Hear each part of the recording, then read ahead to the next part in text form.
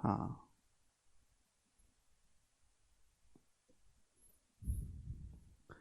Hello दोस्तों, नमस्ते भाई।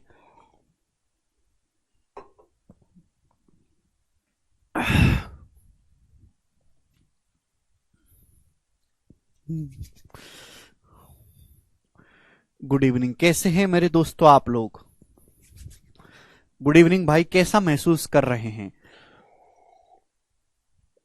और आज की क्लास आपके लिए बहुत स्पेशल होगी। आज की क्लास में आपको बहुत मजा आएगा। चलिए बच्चों, शुरू करते हैं हम आज की कहानी। आज की कहानी बड़ी इंटरेस्टिंग और बहुत मजेदार है। परसेंटेज प्रतिशत हम पढ़ रहे हैं, बेसिक सीट, और बिल्कुल स्लो स्पीड से मैं पढ़ा रहा हूं। इससे कम कभी नहीं पढ़ाया हमने। जी बताइएगा।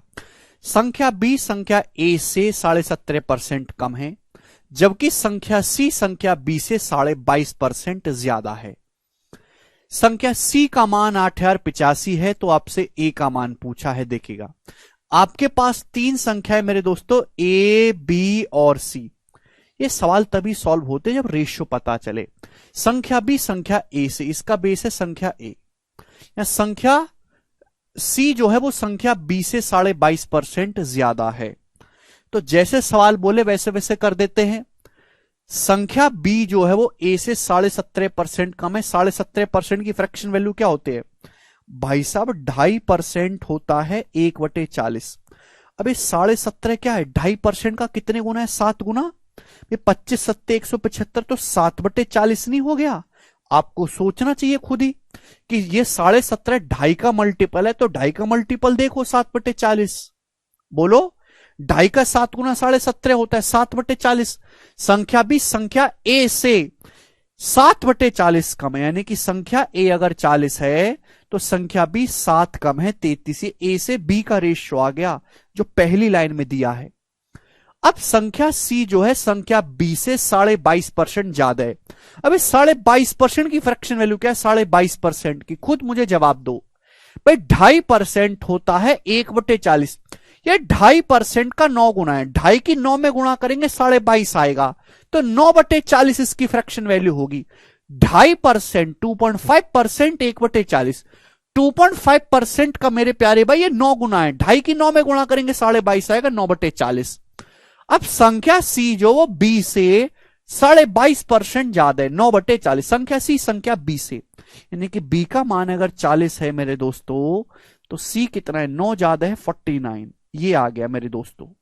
आपसे पूछे सी का मान 8085 है, तो ए का मान बताओ। देखो, क्वेश्चन सॉल्व करने के लिए मेरे प्यारे भाई, क्वेश्चन सॉल्व करने के लिए मुझे ए और सी का रेशियो चाहिए। मुझे बी की कोई जरूरत नहीं है, मुझे ए और सी का रेशियो चाहिए। अब बताओ, दो रेशियो को शॉर्ट में निकालने का तरीका मैंने आपको समझाया था। 40 की 40 में ऐसे गुणा करेंगे 1600 आएगा मेरे प्यारे भी। आप बोलोगे हाँ जी सर। और ये 33 की ऐसे गुणा करेंगे 49 में, 33 गुणा 49, 33 गुणा 49। हालांकि मैंने गुणा करके लिखा नहीं है मेरे प्यारे भाई। ये ए और सी का रेशियो आ गया बच्चों, ए और सी का रेशियो अनुपात आ गया। सवाल में सी का मान कितना बोला है? सवाल में सी का मान 8085 बोला है। तो सी का मान बच्चों सवाल में 8085 है। बताओ कितने गुना है? बताओ बच्चों कितने गुना है? और आपसे क्या पूछा है? ए का मान पूछा है। बताइए कितने गुना है? 49 गुणा 33 लगभग लगभग 50। देखो आंसर ना बिल्कुल इंटीजर में, कोई दशमलव में नहीं है। 49 को लगभग 50 भी माने तो 50 गुणा 33 आएगा लगभग लगभग 1650। तो 1600 का मेरे दोस्त लगभग लगभग 5 गुना है। 1600 का लगभग लगभग ये 5 गुना है, 5 टाइम्स है, 5 गुना। तो ये 1600 का भी यहां पे 5 गुना होगा, 8000। तो 8000 इसका आंसर है। और मैंने अप्रोक्स गुणा करी है, अप्रोक्स। भाई 33 की 49 में गुणा करके क्या आएगा भाई? अगर 49 को हम 50 में मान ले तो 33 की 50 में गुणा 1650 से 33 कम आएगा मेरे प्यारे भाई, 1617। 1617 का ये 5 गुना है, तो यहां भी 1600 का 5 गुना होगा, 8000। आसान सा सवाल हो गया।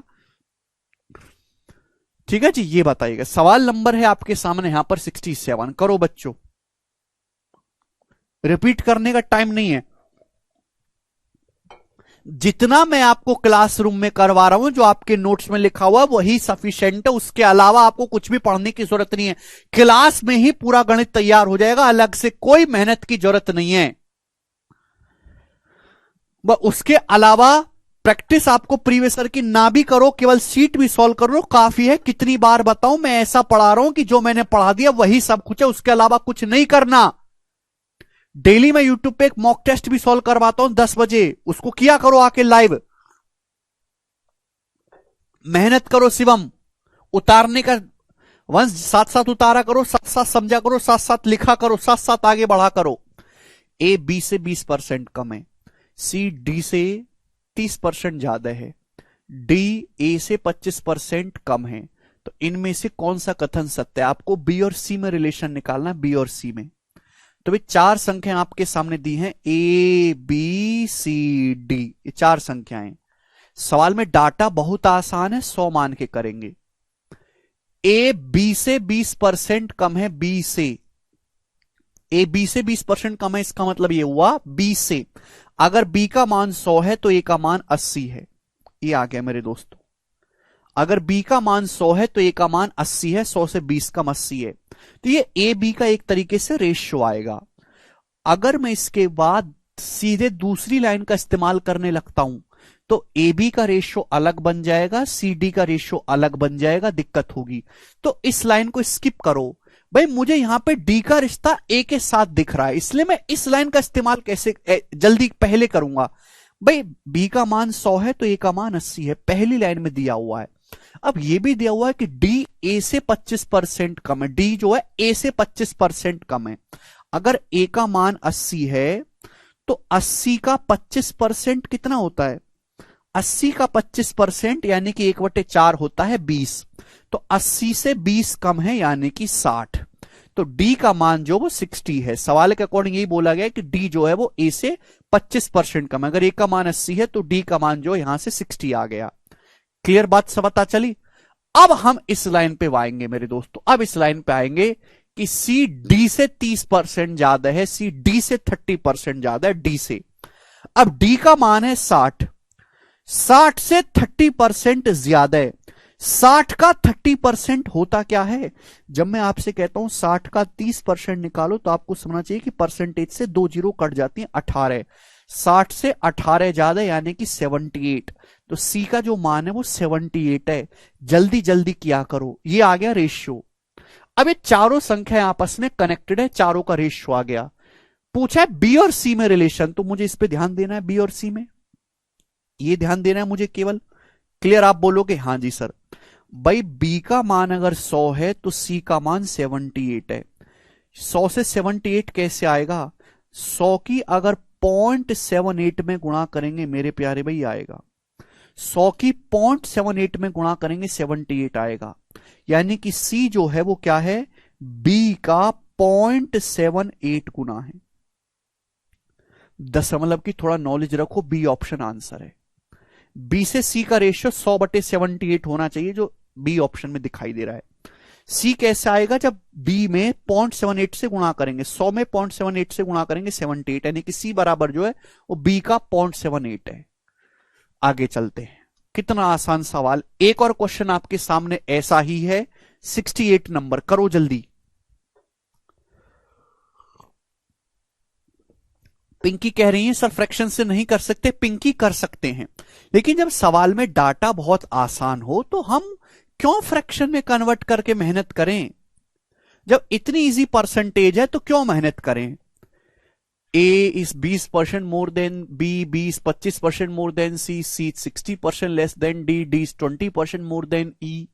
ओके, तो इस जानकारी के हिसाब से बताओ कौन सा स्टेटमेंट सही है। तो आपके सामने मेरे दोस्तों 5 संख्याएं हैं, ए B C D E.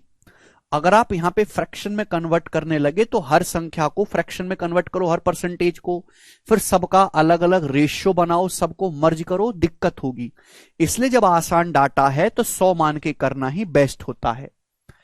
A B से 20% ज्यादा है, बी सी से 25% ज्यादा है, सी डी से 60% कम है, और डी जो है वो ई से 20% ज्यादा है। तो इस सबके नीचे क्या बैठा हुआ? ई। ए का बेस है बी, बी का बेस है सी, सी का बेस है डी, डी का बेस है ई। तो सबके नीचे ई है। मैं ई से शुरुआत करूंगा सवाल को सॉल्व करना। ए का बेस बी है, ए की तुलना बी से, बी की तुलना सी से, सी की तुलना डी से, डी की तुलना ई से। तो सबसे नीचे ई है, ई से शुरुआत करेंगे आखिरी लाइन से। ऐसा नहीं कि यहां से शुरू करो, आखिरी से शुरू करो, क्योंकि सबके नीचे ई आता है। डी जो है वो ई से 20% ज्यादा, यानी कि ई का मान अगर 100 है तो डी 20% ज्यादा है, 120 ये आया। उसके बाद अब से ये लाइन आ गई, सी 60% लेस देन डी, सी 60% लेस है, 120 से सी जो है डी से 60% कम है। अगर कोई संख्या 60% कम है तो कितना है, 40%, यानी कि सी जो है वो डी का 40% है। अब 120 का 40% 48 होता है, सी का मान 48 आ जाएगा। अब इस लाइन पे आते हैं, 20-25% मोर देन सी, 20 सी से 25% ज्यादा है। अब 48 का 25% क्या होता है, 1/4। अब 48 का 1/4 होता है 12। अब 48 से 12 ज्यादा कितना हो जाएगा, 60 हो जाएगा, बी का मान 60 आ गया। अब यहां पे आ जाते हैं, ए से 20% मोर देन बी, 60 का 20% ज्यादा करना है। ए जो है वो 20% ज्यादा है बी से, 60 का 20% क्या होता है, 12। तो ए जो है बी से 12 ज्यादा है, 60 में 12 जोड़ेंगे 72, 72। ए जो है वो 72 है। तो यहां पे आपने रेशियो निकाल लिया, हर एक का आपको रिलेशन पता चल गया। अब यहां पे ना ऑप्शन से ही चेक करना है कि इनमें से कौन सी बात सही है, ऑप्शन में से बताना है कौन सी बात सही है। एक एक बात को पकड़ो। पहली बात, D is 60% less than B, D B से 60% लेस नहीं है, ज्यादा है। डी जो है ज्यादा है, बी से लेस नहीं है, गलत बात है। ई इज 28% मोर देन ए, ई जो है ए से 28% मोर नहीं है, 28 यूनिट ज्यादा है। ई जो है ए से कितना ज्यादा है, ई ए से 28 ज्यादा है। लेकिन बेस 72 भी तो आएगा, 28% नहीं आएगा, ये भी गलत है। A is 40% less than D, A D से 40% लेस है, डी से। ए जो है वो डी से 40% लेस है। अब बताओ ए जो है डी से कितना कम है, ए डी से 40% कम है मेरे प्यारे भाई, A is 40% less than D. D 120 है, 120 से 72 कितना कम है मेरे दोस्तों, 48 कम है, 48 कम है ओवर 120। आप बोलोगे हाँ जी सर ये कितना होता है, क्या 40% होता है, हाँ जी हो रहा है। ए जो है वो डी से कितना कम है, 120 से 72 कितना कम है, 48 कम है, बटे 120 परसेंटेज में 100%, बिल्कुल ये 40% आ रहा है, 12 चौक 48, यानी कि ए जो है वो डी से 40% कम है। ये सी ऑप्शन एकदम सही है, सी ऑप्शन। तो 1 बाय 1 आपको एक एक स्टेटमेंट को चेक करना पड़ेगा, जिसमें से सी सही निकला। अब अगर आप इस वैरायटी के सवाल करोगे तो 2019 और 2020 के पेपर में आपको 50 सवाल मिल जाएंगे, सीजीएल में, सीएचएसएल में, सीपीओ में, एमटीएस में। अब उन 50 सवाल में से देखो मैंने आपको 2 करवा दिए ये वाले। अब इस टाइप का कोई भी सवाल आएगा तो आप कर लोगे। तो मेरा मकसद आपको केवल सवाल करवाना नहीं है, मेरा मकसद आपको आपकी सोच डेवलप करवाना है कि हर टाइप का सवाल आप सीख जाओ। ठीक है जी, आगे चलते हैं नेक्स्ट क्वेश्चन की तरफ। अब यहां से मेरे दोस्तों अगला टाइप हम शुरू करेंगे, और ये थोड़ा सा आपको मुश्किल लग सकता है, पर मैं पूरी कोशिश करूंगा समझाने की। कैलकुलेटिव है बहुत ज्यादा, रोज आते हैं बच्चे, इसमें प्राण निकलते हैं उनके। 1 2 3 4 5 6, और इस टाइप के 6 सवाल हैं, और बहुत कैलकुलेटिव है, इसलिए टीचर करवाते ही नहीं है उनको, पर मैं उनकी तरह नहीं हूं, मैं आपको करवाऊंगा। ध्यान से सुनेगा मेरे प्यारे भाई। 69 6 सवाल हैं। राम कह रहे हैं यूपीएसआई में आया था इस टाइप का। हाँ राम, हर एग्जाम में आता है, जो मैं बता रहा हूं वो हर एग्जाम में आता है। 6 क्वेश्चन है मेरे प्यारे भाई इस टाइप के, और आपको मैंने तीसरे लेक्चर में सिखाया था मल्टीप्लाइंग फैक्टर, वो आपको पता होने चाहिए अगर आपको ये सवाल सॉल्व करना है तो। सवाल ढंग से पड़ेगा। हिंदी और इंग्लिश में लिखने का तरीका एकदम अलग होता है, मीनिंग सेम होता है, लिखने का तरीका एकदम अलग। बोला है यदि 250 का x प्लस 20% 220 के x% से 25% ज्यादा है, तो x प्लस 50 का 10% x के 15% से कितना प्रतिशत कम होगा? ऑप्शन आपके सामने है। देखो, इस सवाल में आपको दो अलग अलग स्टेटमेंट दिख रहे हैं। ये जो पहली लाइन है, पहली लाइन का इस्तेमाल करके आपको ये जो पहली लाइन दी है केवल इसलिए दी है जिससे कि आप x का मान निकाल पाओ। पहली लाइन से x का मान निकालना है, फिर यहां पे रख के ये आपको सॉल्व करना है। तो यहां से x का मान निकालो। जैसे जैसे सवाल बोले वैसे वैसे करते जाओ। सवाल क्या बोल रहा है?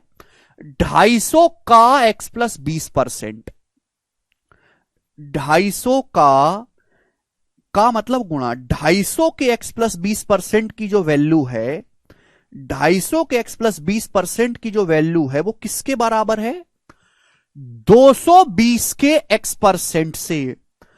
220 के x% से 25% ज्यादा है।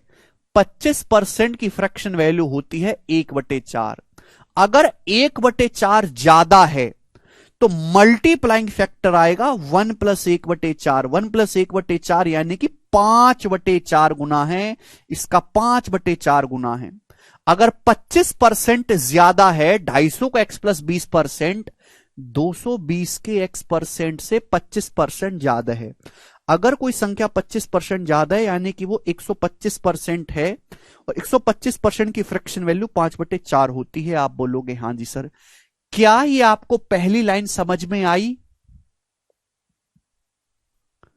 क्या आपको पहली लाइन समझ में आई? नहीं अभिषेक, क्या आपको पहली लाइन समझ में आई? बोलो हां या ना। भाई 250 का x प्लस 20%, 220 के x% से 25% ज्यादा है। 25% की फ्रैक्शन वैल्यू 1/4 है तो मल्टीप्लाइंग फैक्टर 5/4 होगा। अब इसे तीसरा लेक्चर पढ़ के आओ, यहां मरो मत, जुबान खींच लूंगा वरना।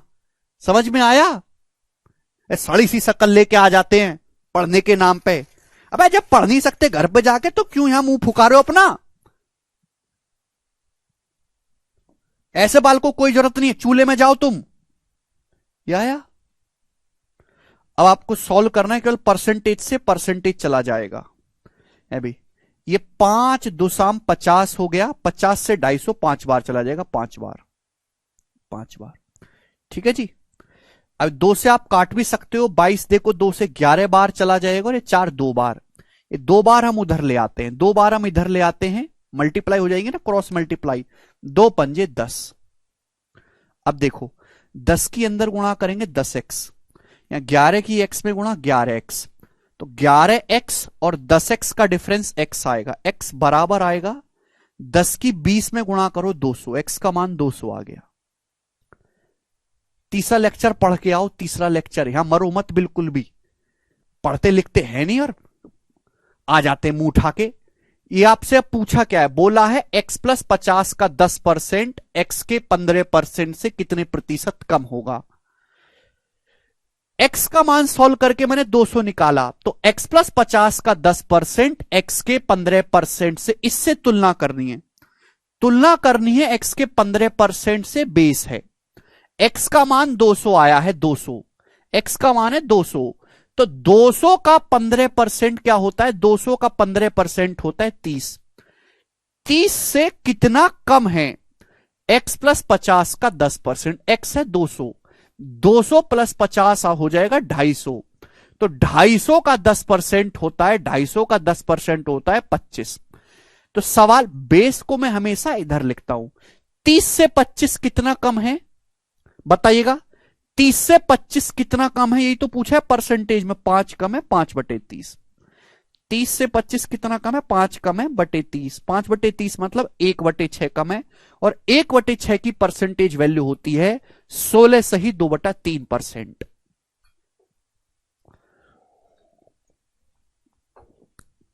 अभिषेक करें आप तो डिमोटिवेट ही कर दे। तो डिमोटिवेट नहीं, मैं तुमको प्राण खींच लूंगा मैं तुम्हारे। जैसे सनी देओल ने नल उखाड़ा, मैं गर्दन उखाड़ दूंगा तुम्हारी, पढ़ोगे नहीं तो।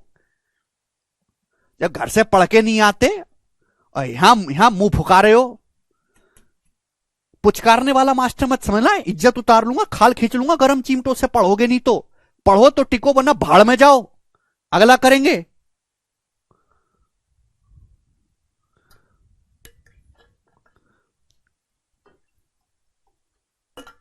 नेताओं से भी गए गुजरे हो तुम लोग, नेताओं से भी।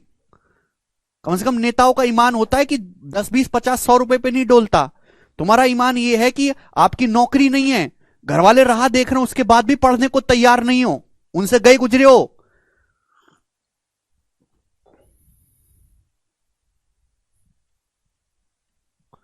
करो अगला सवाल, सवाल नंबर 70।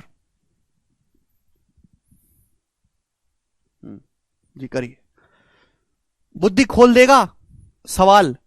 सवाल ऐसा नहीं कि कोई मेंस के पेपर का पूछा हुआ, मेंस में इजी है, प्री में थोड़ा टफ आया है, सीपीओ का सवाल है 2019 का, और one of the best quality question है। देखते हैं कौन करेगा। देखो हिंदी में थोड़ा अटपटा लिखा हुआ है, इंग्लिश में पढ़ो। If decreasing 110 by x% gives the same result as increasing 50 by x%, then x% of 650 is what percent, approx में आपको बताना है, more than x minus 10% of 780। देखो मेरे प्यार भी, ये जो पहली लाइन दी है ये केवल आपको x का मान निकालने के लिए दी है। पहली लाइन से x का मान निकालो, हैं? क्यों ना?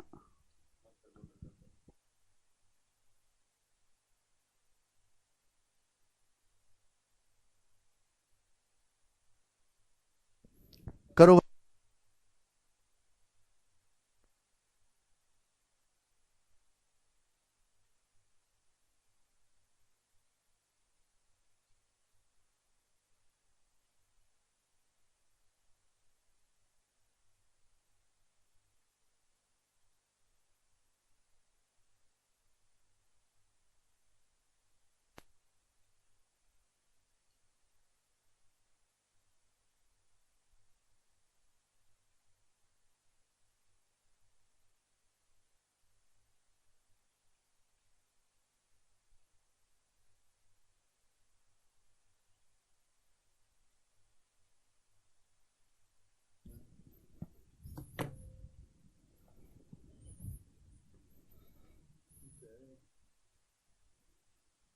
बताओ।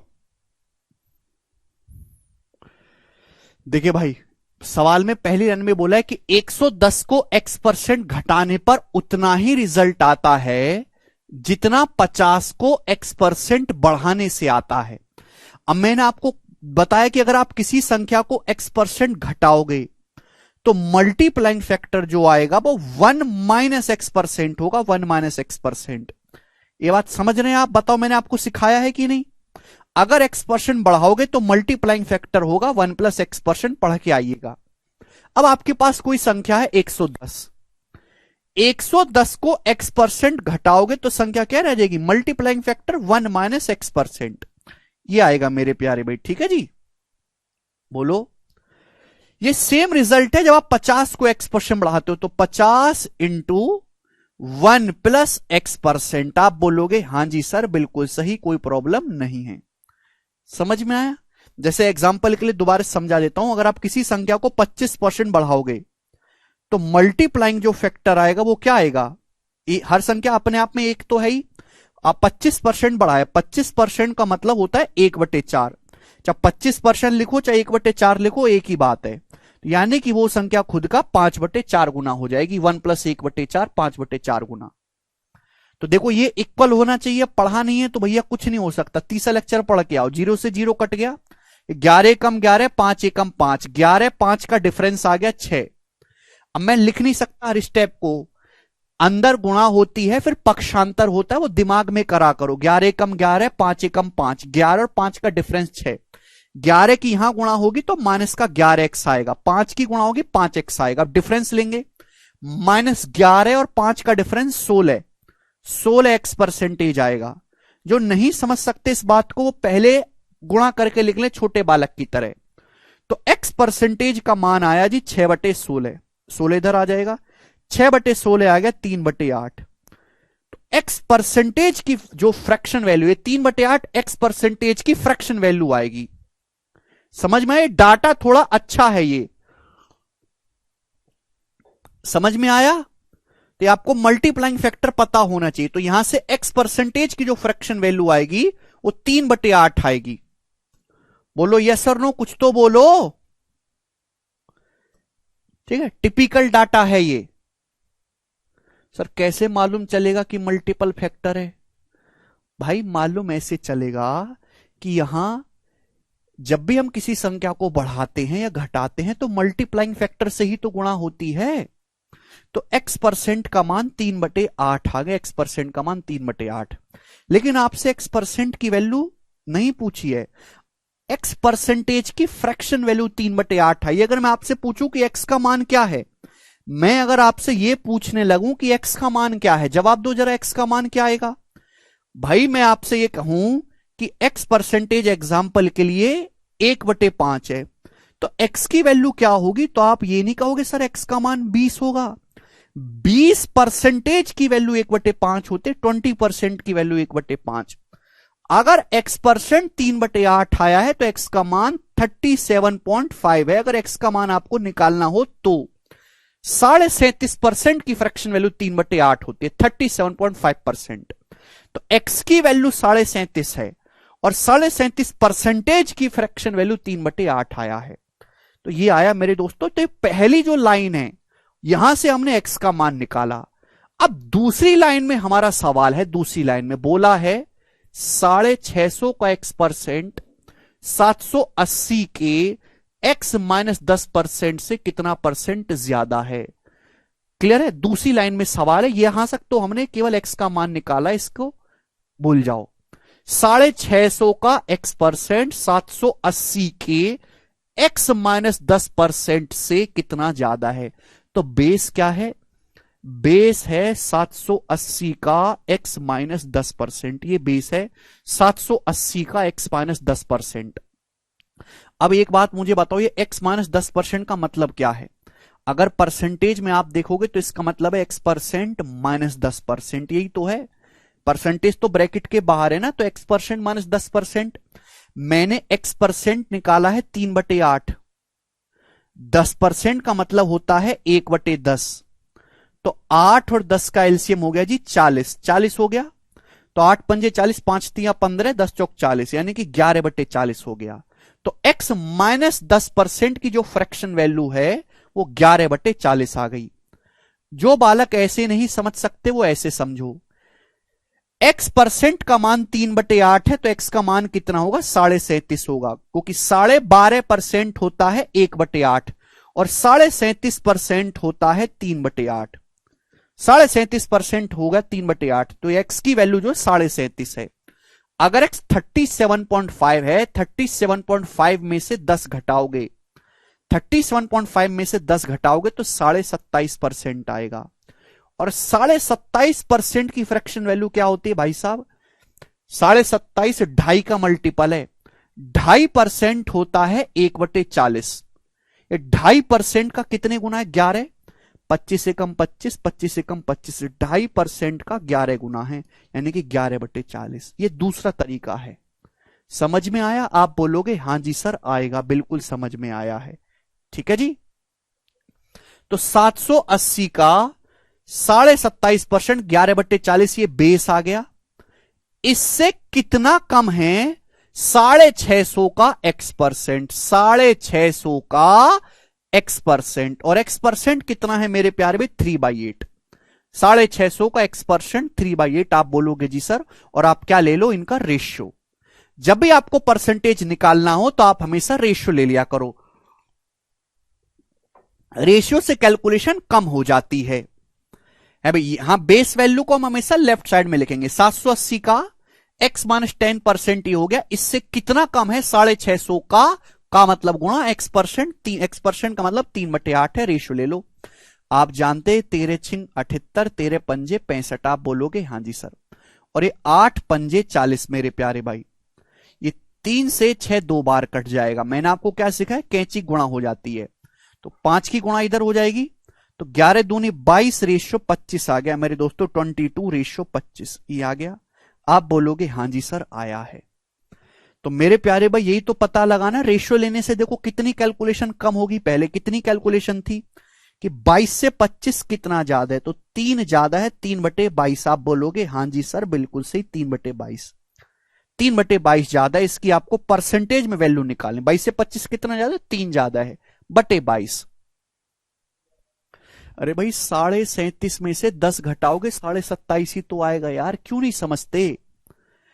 1/22 क्या होता है? 1/22 मैंने आपको याद करवाया, लगभग 4.5% होता है, 4.54% होता है लगभग। 4.5 का 3 गुना करेंगे 13.5, 13.5% से हल्का सा ज्यादा आएगा, 13.5 से हल्का सा ज्यादा है, लगभग 14% आंसर है, अप्रोक्स 14%। 1/22 लगभग 4.5% होता है, 4.54, उसका 3 गुना करोगे 4.5 का 3 गुना 13.5, 13.5 से हल्का सा ज्यादा आएगा, जो एक ही ऑप्शन है सी, 14%। अप्रोक्स में आंसर बताना नियरेस्ट इंटीजर में। तो कैलकुलेटिव सवाल आते हैं पेपर में इस टाइप में, देखो यहां कैलकुलेशन बहुत कम थी, अब यहां ज्यादा है, तो हर सवाल के डाटा पे डिपेंड करेगा। जैसे ये वाला करो जरा, इस वाले को करो आप, एक और।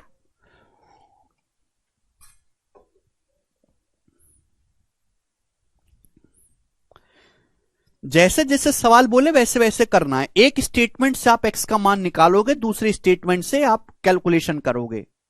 जैसे ये सवाल देखो, बोला है if decreasing 180 by x% gives the same result as increasing 60 by x%। सवाल में साफ साफ ये बोला गया है कि 180 को x% कम करने पर और 60 को x% बढ़ाने पर समान परिणाम प्राप्त होता है। तो क्या इस लाइन का इस्तेमाल करके आप x का मान नहीं निकाल सकते? निकाल सकते हैं। 180 को x% कम करोगे तो भी मैंने आपको सिखाया, किसी भी संख्या को अगर आप x% कम करोगे तो मल्टीप्लाइंग फैक्टर 1 माइनस x% होगा मेरे प्यारे भाई। भाई दुनिया में हर चीज अपने आप में 100% है, 100% को आप x% कम करोगे तो यही हो जाएगा बच्चों, संख्या इतनी रह जाएगी, और 100% को ही हम 1 कह देते हैं, 1 माइनस x%। ये हो गया। तो 180 को x% घटाने पर ये आएगा, और 60 को x% बढ़ाओगे, 60 को x% बढ़ाओगे तो क्या आएगा मेरे प्यारे भाई? ये आएगा। किसी संख्या को x% बढ़ाओगे तो 1 प्लस x% मल्टीप्लाइंग फैक्टर होगा, रिजल्ट बराबर आता है, दिस शुड बी इक्वल। यहां से x नहीं निकाल सकते, 60 से 180 3 बार चला जाएगा, 3 एकम 3 और यहां से 1, 3 है और यहां पे 1 है, 3 और 1 2 बराबर।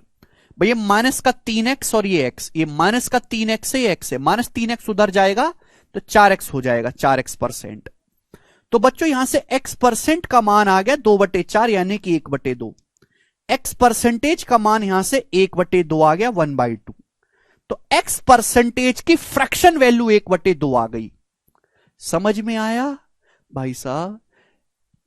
फिर से मैं हाथ जोड़ के विनती करता हूं, नहीं समझ आएगा तुमको, एक बार जाके दोबारा से तीसरा लेक्चर देख लो जिसमें मैंने आपको मल्टीप्लाइंग फैक्टर समझाया पूरे 1.5 घंटे।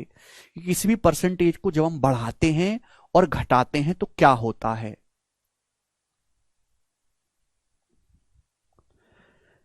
x% की वैल्यू 1/2 है, अगर आपसे x का मान पूछा जाता तो 50 आता। समझ में आया? 50%। देखो इनमें फर्क है, x% और x दोनों में फर्क है। x का मान 50 है और 50% का मान 1/2 है, दोनों में फर्क होता है। x% 1/2 है, 1/2 किसकी वैल्यू होती है? 50% की, तो x की जो वैल्यू होगी वो 50 रही होगी।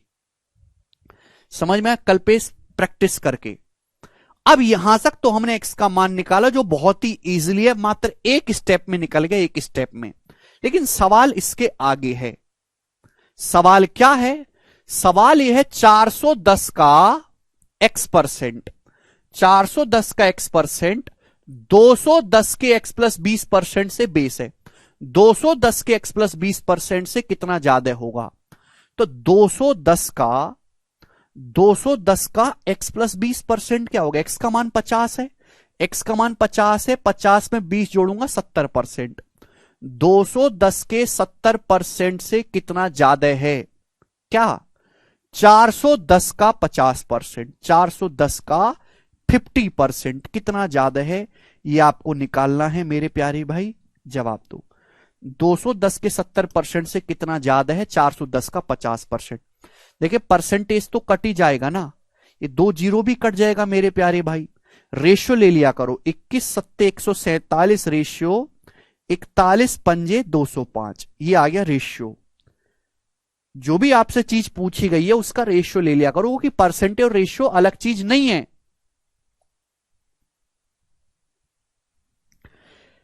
तो मेरे प्यारे भाई 147 से 205 कितना ज्यादा है, बस यही आपको निकालना है। 147 से 205 कितना ज्यादा है, और आंसर लगभग में है। अब 147 से 205 53 और 5 58 ज्यादा है, 58 ज्यादा है। अगर गधों की तरह करोगे, पागलों की तरह, तो 58 ज्यादा है बटे 143 परसेंटेज में इंटू 100% ये होगा। ये कैलकुलेशन होगी तब आंसर आएगा, लेकिन इतना नहीं करना। अब इस सवाल के ऑप्शन देखो, इस सवाल के जो ऑप्शन है 40% के नजदीक हैं। भाई अगर 147 बेस है, 147 100% की वैल्यू, तो 58 कितने की वैल्यू है? अगर मैं 147 का 40% निकालूं, 40 तो क्या आएगा भाई? 140 का 40% 56, 7 का 40% 2.8, यानी कि 58.8 आएगा। अगर मैं 147 का 40% निकालता हूं तो 58.8 आता है, ये 58 है। यानी कि आंसर 40% से हल्का सा कम है। 40% से बहुत ही ज्यादा हल्का सा कम है, तो एक ही आंसर है डी, ये करेक्ट आ जाएगा। लगभग सोचा करो, लगभग की 40% के नजदीक आंसर है। 147 का 40% होता है 58.8, जबकि हमारा तो 58 है, तो ये 58.8 40% की वैल्यू है, तो 58 40% से हल्का सा कम आएगा। वो केवल एक ही ऑप्शन दिखाई दे रहा है 40 से हल्का सा कम, डी ऑप्शन। समझ में आया? आप बोलोगे हां जी आया है जी। अब देखिए सवाल नंबर 72 है आपके सामने और एक 73 है। मैं एक ही करवाऊंगा इसमें, बताओ कौन सा? 70 कहां से आया भाई? 70 एक्स का मान 50 कैलकुलेट किया है, 50 में 20 जोड़ा है तब 70 आए। सवाल क्यों नहीं पढ़ते? अगर कोई डाउट है तो सवाल पढ़ो, आधी चीजें वैसे ही क्लियर हो जाएंगी। सृष्टि ऑप्शन देखा करो, ऑप्शन 40 के नजदीक है, दिख नहीं रहे तो मैंने डायरेक्ट 40 निकाला, डायरेक्ट 40 निकाला। हमारी बुद्धि चेत दिमाग काम करता है। 147 को मैं 140 पढ़ता हूं या 150 पढ़ता हूं, 150 का 40% करूंगा तो ही इसके नजदीक पहुंचूंगा 60, तो मैंने डायरेक्ट 40% निकाला है। बताइएगा 73 नंबर करवाते, चलो 73 नंबर करवाते हैं, ये बताइएगा। करो। 205 बेस क्यों नहीं माना, संदीप का डाउट है। संदीप, जिससे हम तुलना कर रहे हैं 200 के एक्स प्लस 20% से, इससे कितना कम है? 410 का x%, तुलना इससे हो रही है तो बेस यही होगा ना, बताइएगा जी।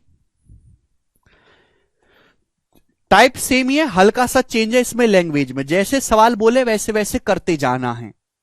सवाल में बोला है 190 के x% का मान 180 के x प्लस 10% से 15 कम है। यहां 15 कम है, एब्सलूट वैल्यू है। अगर यहां 15 की बजाय ये हो जाता ना 15% कम है, सवाल का अर्थ बिल्कुल चेंज हो जाता।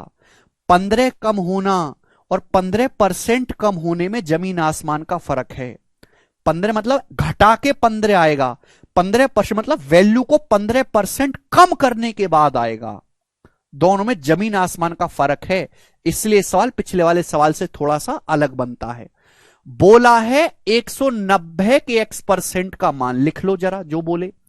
190 के x% की जो वैल्यू है वो क्या है?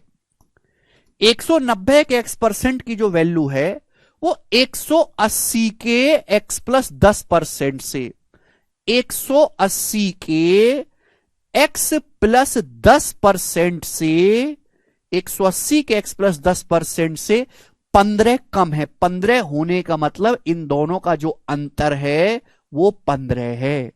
लॉजिक क्लियर हुआ दिमाग में? कुछ क्लियर हुआ दिमाग में?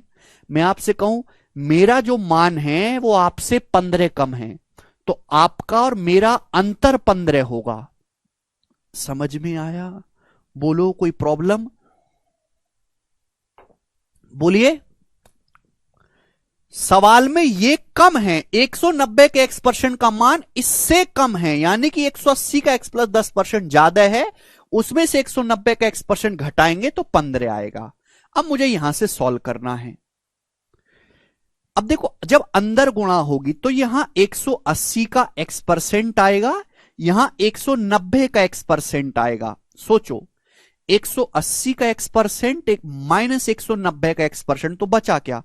-10 का एक्स परसेंट बचा, -10 का एक्स परसेंट, ये बचा कि नहीं भाई? परसेंटेज की जब अंदर गुणा होगी तो 180 का एक्स परसेंट माइनस 190 का एक्स परसेंट, 180 में से 190 घटाने पर -10 आता है। अब 180 की जब यहां गुणा होगी 10% में, 180 का 10% 18 होता है, 18 और बराबर आ गया मेरे दोस्तों 15। तो 15 जब इधर आएगा, 18 माइनस 15, 3 बराबर हो गया जी 10 का एक्स परसेंट पॉजिटिव। तो एक्स परसेंट का जो मान है वो 3/10 आ गया। एक्स परसेंटेज की जो वैल्यू है वो 3/10 आ गई, 3/10। और बेटा अगर 3/10 किसकी परसेंटेज वैल्यू होती है? 30 की। एक्स का मान 30 है। या आप यहां पे भी सोच सकते हैं कि एक्स की जगह 30 रखूंगा, 30 गुणा 10 300, 300% का मान 3 होता है, एक्स की वैल्यू 30 आ गई, 30। क्लियर? तो ये जो पहली लाइन दी है यहां से मैंने एक्स का मान निकाला है। अब मुझे इसकी कोई जरूरत नहीं है, ये तो केवल आपको एक्स की वैल्यू निकालने के लिए। और ये स्टेप जितना दिमाग में करोगे उतना फायदा होगा। 180 का 10% पवन 18 होता है कि नहीं जी? अब हम सवाल पे आ जाते हैं। सवाल में बोला है 90 के एक्स प्लस 30% का मान 150 के एक्स परसेंट से जिसके पास होता है वही बेस होता है। 150 के एक्स परसेंट से 90 के 30% का मान कितना परसेंट ज्यादा है? तो एक्स का मान 30 आया, ये बेस है। अब 150 का 30% क्या होता है? 150 का 30% होता है 45, 15 तिया 45। दिमाग में सोचा करो, कब तक मैं बताता रहूंगा आपको? 150 का 30%, परसेंटेज से 2 जीरो कट जाती है, 45। 45 से कितना ज्यादा है? 90 का एक्स प्लस 30%, एक्स है 30, 30 में 30 जोड़ूंगा 60, 90 का 60% हो गया 54। तो 45 से 54 कितना ज्यादा है? 9 ज्यादा है, 9, 9/45। 9/45 हो गया जी 1/5, और 1/5 हो गया भाई साहब 20%, तो 20% ज्यादा है, 20%। ये आंसर है, सी ऑप्शन सही है। चंद्रा कह रहे हैं 180 को ही क्यों आगे रखा? चंद्रा, मैं आपसे कहूं, राम के पास श्याम से 20 रुपए कम है। राम के पास श्याम से 20 रुपए कम है, यानी कि श्याम के पास ज्यादा है, राम के पास कम है। ऐसे यहां पे बोला है कि 190 के एक्स परसेंट का जो मान है इससे इससे 15 कम है। सवाल को ढंग से क्यों नहीं पढ़ते आत्मा में घुस के जी? लास्ट टाइप करेंगे 74, बताइएगा जी, करो। और वरवदा, सबसे बेस्ट सवाल है जो इस पे पूछा गया है, बनाइए जल्दी से। हर तीसरे शिफ्ट में इस लैंग्वेज का सवाल आता है, हर तीसरी शिफ्ट में परसेंटेज की, हर तीसरी शिफ्ट में। 2022 में कम आया है, 19, 20 और 21 में हर दूसरी तीसरी शिफ्ट में सवाल है इस पे। करो।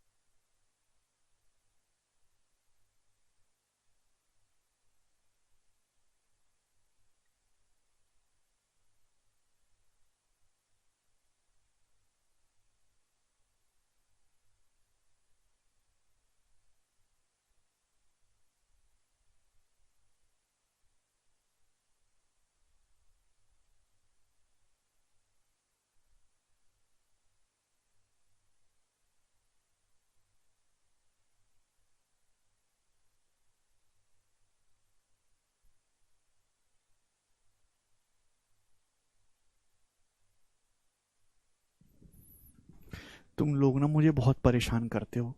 तुम लोगों के अंदर बिल्कुल भी दया नहीं है, कोई इंसानियत नहीं है। मैं इतनी मेहनत से पढ़ाता हूँ, हर एक टाइप का सवाल करवाता हूँ, चाहे आसान हो चाहे कठिन हो।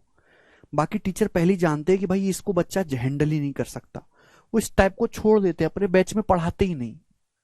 मैं फिर भी पढ़ाता हूं कि तुम्हारा नुकसान ना हो, इंपॉर्टेंट है, दिमाग में प्रेशर पड़ता है इस टाइप को समझने में, क्योंकि कैलकुलेटिव है, आसान तो है नहीं।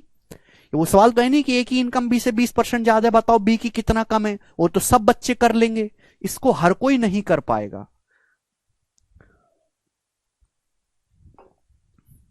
तो बुद्धि आपको थोड़ी सी लगानी पड़ेगी, उसके लिए आपको सारे कंसेप्ट पता होना चाहिए प्रीवियसर, जो भी मैंने आपको समझाया। मल्टीप्लाइंग फैक्टर का आपने तीसरा लेक्चर पढ़ा ही नहीं है, तो बताओ कैसे काम चलेगा।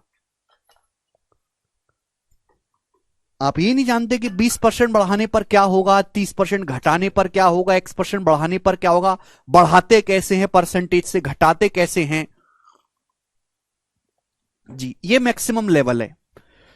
अब जैसे सवाल में बोला है 300 का x प्लस 10%, जैसे सवाल बोलेगा हम तो वैसे करेंगे।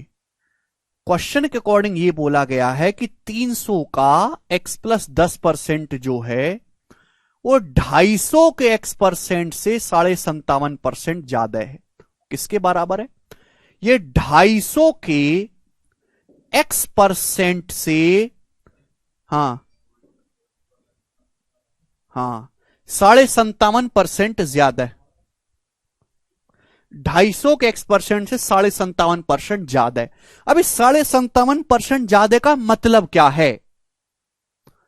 57.5% ज्यादा का मतलब क्या है? तो अब 57.5% की फ्रैक्शन वैल्यू बताओ क्या होगी, बताओ। 57.5 को ऐसे देखा करो, 50% प्लस 7.5, 50% 1/2 होता है, 7.5% 2.5% का 3 गुना 3/40 होता है। ब्रेक करके निकाल सकते हो कि नहीं? तो 40 एलसीएम आएगा, 23/40 हो गया। 57.5% की फ्रैक्शन वैल्यू आ गई 23/40। 57.5% की फ्रैक्शन वैल्यू 23/40।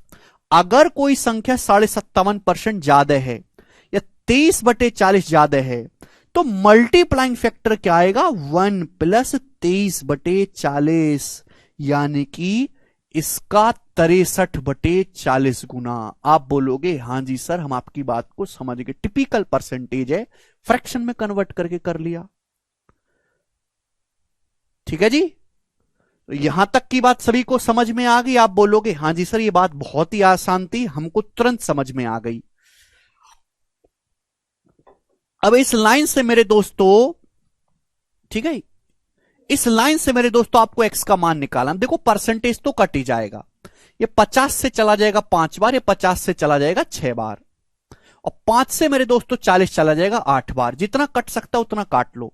ये 3 से चला जाएगा 2 बार, ये 3 से चला जाएगा जी 21 बार, 21 बार चला जाएगा, और तो कुछ कटेगा नहीं। बटे 8 बच गया, 8 को हम इधर ले आते हैं तो 8 दूनी 16, 16 आ गया मेरे प्यारे भाई। अब अंदर अगर आप कैंची की गुणा करोगे, अंदर गुणा करोगे ब्रैकेट में, तो यहां 16x है, यहां 21x है, तो 21 और 16 का डिफरेंस 5x आ गया। 5x बराबर किसके बराबर? यहां 16 की जब 10 में गुणा होगी, 16 की 10 में 160, यानी कि x का जो मान आ गया 32 आ गया। 160 को 5 से भाग करेंगे 32 से, x के वैल्यू 32 है। समझ में आया? आप बोलोगे हाँ जी सर बिल्कुल सही, कोई प्रॉब्लम नहीं। तो यहां से तो हमने x का मान निकाला पहली लाइन से। अब सवाल असली जो वो दूसरी लाइन में है, बोला है x का 15%, x प्लस 13 के 20% से, ये बेस है, ये बेस x प्लस 13 के 20% से कितना कम है? x है 32, अब 32 प्लस 13 हो गया जी 45। अब 45 का 20% क्या हो गया? 9। तो 9 से कितना कम है? x का 15%, x हो गया भाई साहब 32। अब 32 का 15% क्या होता है? 32 का 15% क्या होता है? जवाब दो। 32 का 15% अगर आपको निकालना है तो 32 का 10% है 3.2, ये 32 का 10% है, तो 5% आधा होगा। अगर 32 का 10% 3.2 है तो 5% आधा होगा, 10 का आधा 5% होता है, यानी कि इन दोनों को जोड़ेंगे 4.8। तो 4.8 आ गया मेरे दोस्तों। आप बोलोगे हाँ जी सर बिल्कुल सही, 32 का 15% 4.8। तो बस इतना कैलकुलेशन करना है कि 9 से 4.8 कितना कम है, रेशियो ले लोगे तो और आसान हो जाएंगी चीजें। 6 से चला जाएगा मेरे दोस्तों 15:8, 15, 6 से चला जाएगा मेरे दोस्तों तो 15:8।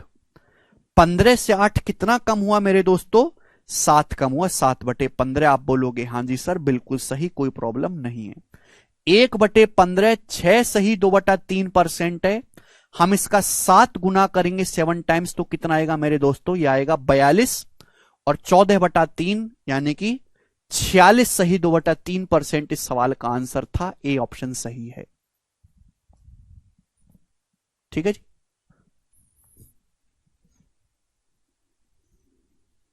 चले, जिसके अब भी नहीं समझ में वो इसको स्किप कर दो, ठीक है ना, छोड़ दीजिए, कोई जरूरत नहीं पढ़ने की।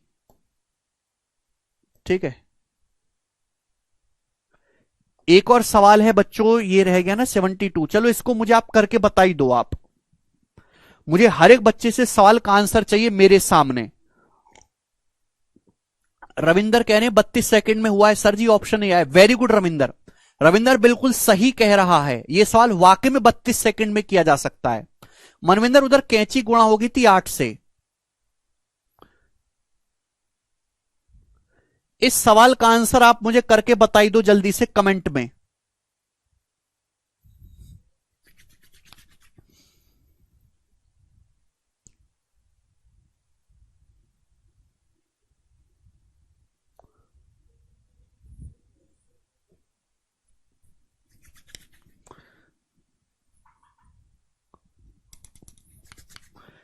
यस, सभी बच्चों का आंसर आना शुरू हो गया 32%। भाई ये भी तो बालक हैं, ये कैसे बता रहे हैं 32%। वेरी गुड, यही चाहिए मेरे दोस्तों।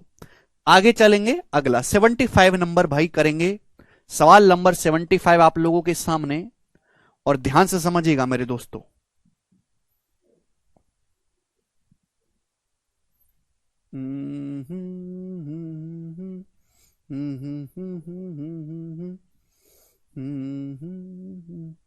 जी 75 नंबर सवाल सीएचएसएल का क्वेश्चन है। इस सेम इस लैंग्वेज के कई सारे सवाल पेपर में आए हुए हैं, ठीक है ना, बहुत ही बेहतरीन सवाल है, जबरदस्त।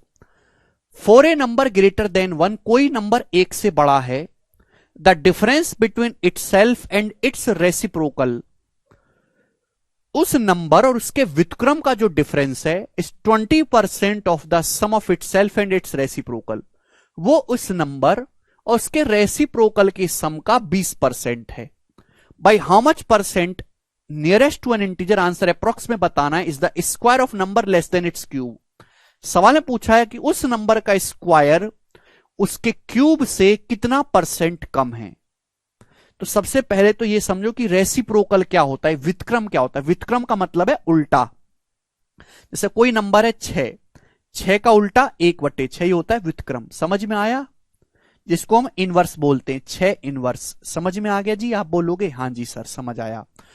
तो ये सवाल तभी सॉल्व होगा जब आपको वो संख्या पता चले जिसके बारे में एग्जामिनर बात कर रहा है। एक ही सवाल करवाऊंगा बस, तभी सॉल्व होगा जब आपको ये पता चले कि किसके बारे में एग्जामिनर बात कर रहा है। तो मैंने मान लिया कि कोई संख्या मेरे दोस्तों x है, तो जैसे सवाल बोले वैसे वैसे करते जाओ। संख्या है x, ये 1 से बड़ी है, 1 से बड़ा। अगर कोई संख्या 1 से बड़ी है उसका व्युत्क्रम करेंगे तो छोटी हो जाएगी। तो बोला है किसी संख्या x और उसका रेसिप्रोकल हो जाएगा 1/x। इनका जो डिफरेंस है, किसी संख्या और उसके व्युत्क्रम का जो डिफरेंस है वो किसके बराबर है, वो उस संख्या और उस संख्या का जो रेसिप्रोकल है यानी कि 1/x, उनके योग का कितना परसेंट है, उनके योगफल का 20% है। का 20% मतलब 20% से गुणा। तो जैसे सवाल बोला वैसे वैसे करते गए हम। समझ में आया, आप बोलोगे हाँ जी सर आया समझ में, कि कोई संख्या x है और उसका रेसिप्रोकल 1/x, इनका जो अंतर है वो क्या है, उस संख्या और उसके व्युत्क्रम के योग का 20% है, योगफल का 20%। अब यहां से मुझे x का मान निकालना है पहले तो। अब 20% कितना होता है? 20% होता है 1/5। 20% की फ्रैक्शन वैल्यू 1/5। ठीक है, 5 जो है इधर बटे में है, जब उधर आएगा तो गुणा में हो जाएगा, गुणा में 5 इधर गुणा में हो जाएगा। अब दिमाग में सोचो, 5 की अंदर गुणा होगी 5x, इधर x, तो 5x और x का डिफरेंस 4x आएगा। अरे गुणा करके पक्षांतर करते हैं तो अंतर ही आता है।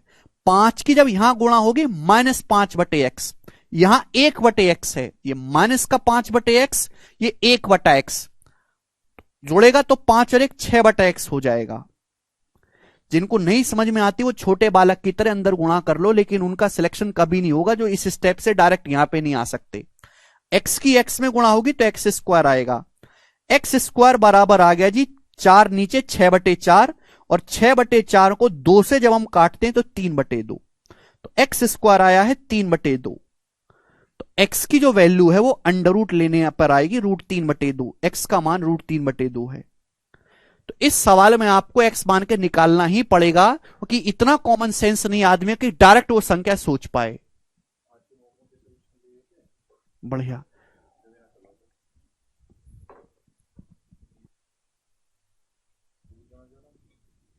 ठीक है भाई, तो x का मान √3/2 आ गया। लेकिन सवाल में ये नहीं पूछा नंबर, असली सवाल तो अब यहां से शुरू होता है। बोला है कि उस संख्या का वर्ग इसके घन से कितना % कम है। वर्ग और घन तो जानते हो ना, ठीक है जी। संख्या का वर्ग इसके घन से कितना % कम है। जब भी आपको परसेंटेज कम ज्यादा निकालना है तो रेशियो ले लिया करो। संख्या का वर्ग, भाई हमने संख्या को क्या मानी है? x, तो x का जो वर्ग है x², वो संख्या के घन, यानी कि घन कितना हो गया? x³। x³ से x² कितना % कम है? क्लियर? आप बोलोगे हां जी सर। यही तो पता चला भाई कि x³ से x² कितना % कम है, तो आप क्या ले लेंगे? रेशियो। हमने क्या सिखाया मेरे दोस्तों? रेशियो। जब आप रेशियो लोगे बच्चों तो यहां पावर 3 है, यहां पावर 2 है, कट जाएगा, ये x⁻1 आएगा, 2 पावर कट जाएगा मेरे प्यारे भाई। बोलो x⁻1। ये बात तो आपको पता होगी ना भाई। यार क्यों नहीं समझते तुम लोग? कौन सी चक्की का आटा खा रहे हो? चेंज करो आटा है, और सब्जी ठेला चेंज करो सब्जी का।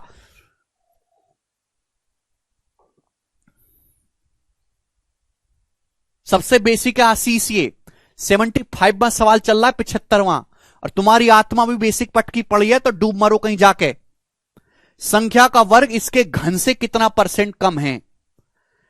संख्या का वर्ग, संख्या हमने x मानी है, तो x का जो वर्ग है वो x³ से कितना % कम है। जब भी मोरिया लेस निकालो तो रेशियो ले लिया करो। अब इसको सिंप्लीफाई करके ये लिख सकते हैं, यहां पावर 2 है, पावर 3 है, तो कट जाएगा, 2 पावर कट जाएगी, x बचेगा, ये 1 बचेगा x²। क्लियर है?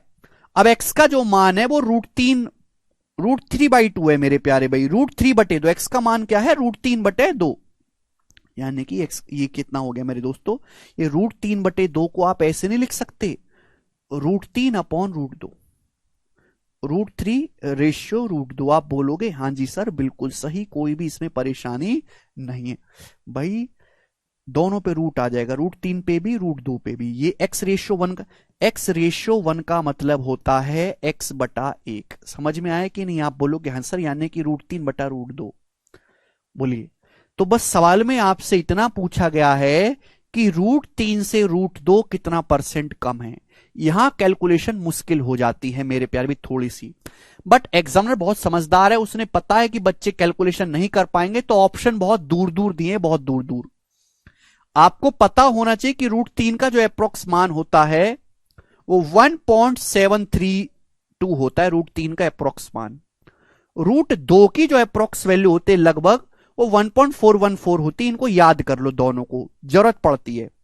√3 का अप्रोक्स मान 1.732 होता है, √2 का अप्रोक्स मान 1.414 होता है। इसको ध्यान रख लो, याद कर लो, बहुत ज्यादा जरूरत पड़ेगी। लेकिन जब सवाल के ऑप्शन काफी दूर दूर है तो मैं इतनी एग्जैक्ट कैलकुलेशन नहीं करूंगा, मैं 2-2 दशमलव के बाद 1-1 डिजिट ही ले लेता हूं। भाई √3 कितना होता है? √3 होता है अप्रोक्स 1.7। √2 कितना होता है? √2 होता है अप्रोक्स 1.4। तो आप मुझे बताओ 1.7 से 1.4 कितना कम है, कितना कम है मेरे प्यारे भाई?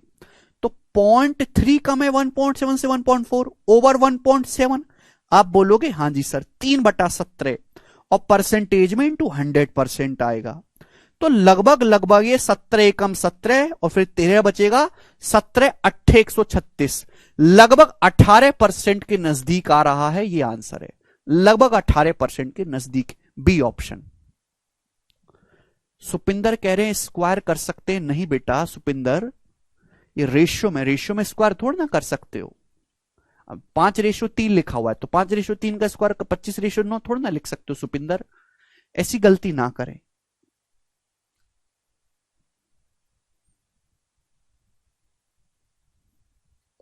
ठीक है, बहुत ही अच्छा सवाल है। ऑप्शन दूर दूर है इसलिए कैलकुलेशन कम पड़ी है मेरे प्यारे भाई। ठीक है जी, अगला सवाल करेंगे। सवाल नंबर है आपके सामने यहां पर 76। करो बच्चों, 76 नंबर सवाल बनाइएगा।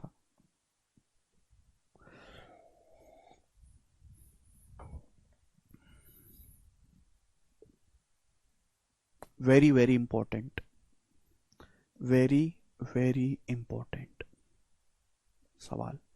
सवाल बैंकिंग के पेपर का है, कोई एमटीएस का सवाल नहीं है, एसबीआई के क्लर्क के पेपर का सवाल है ये, और काफी पुराना सवाल है 2018 का। बताओ जी क्या आंसर है इस सवाल का? अब यहां से अगला टाइप आ रहा है मेरे प्यारे दोस्तों, अगला टाइप। और इस टाइप के मेरे दोस्त मैं आपको कितने क्वेश्चन कराऊंगा मैं देख लेता हूं एक बार। 1 2 3 4 5 6 क्वेश्चन मैं आपको कराऊंगा। ढंग से समझना, केवल आपको कैलकुलेशन करनी है और कुछ नहीं। संख्या आपको दी जाएगी, संख्या कैलकुलेट करनी है, कैलकुलेशन करनी है। बोला है यदि किसी संख्या के 427.27% को उस संख्या के 1/3 में जोड़ा जाता है, उस संख्या के 1/3 के साथ जोड़ा जाता है, तो जोड़ने पर 12,920 आता है। उस संख्या का 20% ज्ञात करें। तो पहले आपको संख्या निकालनी है। क्या निकालनी? संख्या। बोला है किसी संख्या के 427.27% को उस संख्या के 1/3 के साथ जोड़ा जाता है और जोड़ने के बाद 12,920 आता है। मतलब जैसे कोई संख्या n है तो आपने संख्या n का पहले 427.27% निकाला और इसको जोड़ा है उस संख्या ही n के 1/3 के साथ, और जोड़ने के बाद जो है 12,920 आया। ये सवाल के कहने का मतलब है। लेकिन ऐसे कैलकुलेशन करोगे तो पागल हो जाओगे, उम्र बीत जाएगी। मैंने क्या सिखाया है कि डाटा बहुत आसान है तो 100% मान के कर लेते हैं, टिपिकल है तो फ्रैक्शन में कन्वर्ट करके करते हैं। अब ये बताओ 427.27% की फ्रैक्शन वैल्यू क्या है? आप मुझे ये बताओ इसकी फ्रैक्शन वैल्यू क्या है, बताओ। टिपिकल है ना परसेंटेज, तो 400% होता है 4। 27.27% क्या होता है? 3/11। भाई हमने आपको लिखा है 9.09% 1/11 होता है 9.09%। ये 9.09% का 3 गुना है 3/11, तो 400% 4, 27.27% 3/11, तो 11 चौक 44 और 3 47/11, यानी किसकी फ्रैक्शन वैल्यू 47/11 आई। इसकी जो फ्रैक्शन वैल्यू आई है बच्चों वो कितनी है? 47/11। क्लियर है? आप बोलोगे हाँ जी सर। अब मैं बच्चों आपके सामने एक कंसेप्ट समझाना चाहता हूं, कंसेप्ट, और इस कंसेप्ट को पूरी उम्र भर याद रखना, पूरी जिंदगी भर। केवल कैलकुलेशन को कम करने के लिए मेरे प्यारे भाई ये है, केवल कैलकुलेशन को कम करने के लिए। सुनो, जब हम बचपन में थे तो बचपन में सवालों को कैसे करते थे? जब भी ऐसा कोई सवाल आएगा, माना कोई संख्या x है, x, हम थोड़े से समझदार हुए तो हमने 100 मान के करना शुरू कर दिया 100। आज और समझदार हो गए, जब भी ऐसा कोई सवाल आए तो आपको यह समझ जाना है कि मुझे संख्या का पहले 47/11 करना है और मुझे संख्या का बटे 3 करना है। तो हम मेरे प्यारे भाई ना x मानते हैं ना 100 मानते हैं, हम ये जो फ्रैक्शन जो होती है, जो फ्रैक्शन है, इन्हीं की वजह से कैलकुलेशन बढ़ता है। हम इनके डिनोमिनेटर का, इनके हर का एलसीएम मानते हैं, एलसीएम। समझ में आया भाई? मुझे ये बात पता चल गई कि मुझे संख्या का 47/11 करना है और मुझे उस संख्या का 1/3 करना है। मुझे बटे 11 भी करना पड़ेगा, मुझे बटे 3 भी करना पड़ेगा। तो कैलकुलेशन को कम करने के लिए, कैलकुलेशन को आसान करने के लिए आप संख्या को ना x मान के करो ना 100 मान के। ये जो भी फ्रैक्शन होती है, इनके जो हर होते हैं 11, बटे 11 और बटे 3 आसानी से किया जा सके, इनका मल्टीपल या इनका एलसीएम ले लिया करो। 11 और 3 का एलसीएम होता है 33 यूनिट। 11 और 3 का जो एलसीएम होता है वो 33 यूनिट होता है, 33। तो मैंने संख्या को 33 यूनिट मान लिया बच्चों, 33 यूनिट। आप बोलोगे हां जी सर, मैंने संख्या को 33 मान लिया, बटे 11, जो भी फ्रैक्शन के डिनोमिनेटर जो हर है उनका एलसीएम मान लिया करो। सॉल्यूशन तो आप कैसे भी कर लोगे, एक्स मान के भी कर लोगे, लेकिन कैलकुलेशन कम से कम तभी होगी जब संख्या को ऐसी मानो कि जिसका बटे 11 और बटे 3 आसानी से किया जा सके। यानी कि 11-3 का एलसीएम, 11-3 दोनों से कटने वाला नंबर मानो 33। अब देखो, मैंने संख्या 33 मान ली, तो 33 का 427.27% निकालो। 33 का 47/11 क्या आएगा? 33 का 47/11 आएगा 47 तिया 141। अगर मैं 33 का, अगर बच्चों में 33 का 427.27% निकालू, 427.27% 47/11, तो 47 तिया 141 आएगा। मैं 33 का 1/3 निकालूं तो कितना आएगा? 33 का 1/3 निकालूं तो 11 आएगा। 11 आप बोलोगे हां जी सर बिल्कुल सही। तो संख्या के 427.27% में उस संख्या का 1/3, 33 का 1/3 11 जोड़ा गया, और जोड़ने पर आया है बच्चों 141 में 11 जोड़ूंगा 152, जोड़ने पर 152 आया है 152, 152 आया है। और जोड़ने पर संख्या हो क्या जाती है? जोड़ने पर संख्या हो जाती है 12,920। 12,920। आप बताओ कितने गुना है? बताइएगा मेरे दोस्तों, 152 की वैल्यू अगर 12,920 है तो कितने गुना है? जवाब दीजिएगा मेरे दोस्तों।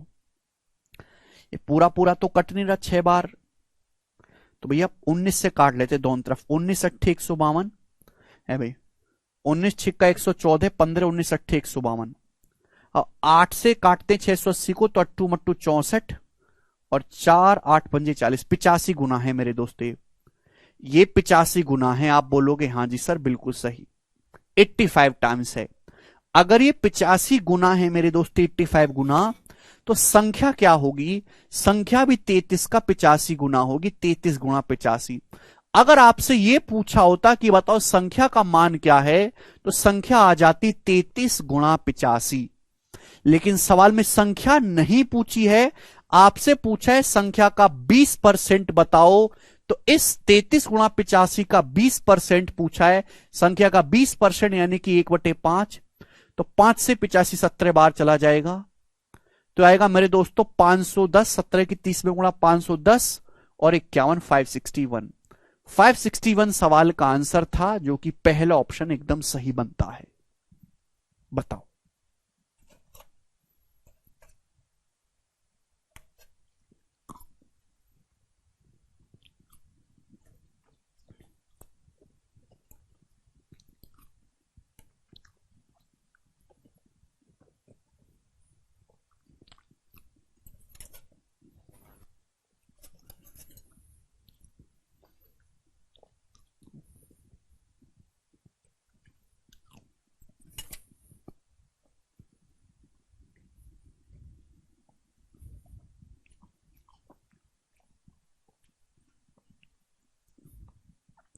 मेरे साथ पढ़ना है तो दिमाग लगाना पड़ेगा, और दिमाग घर पे छोड़ के आते हो तो मेरी क्लास में आने की कोई जरूरत नहीं है।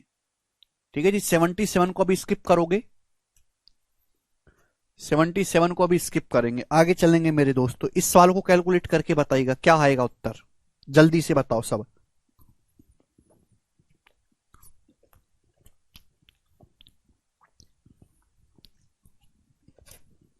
करो।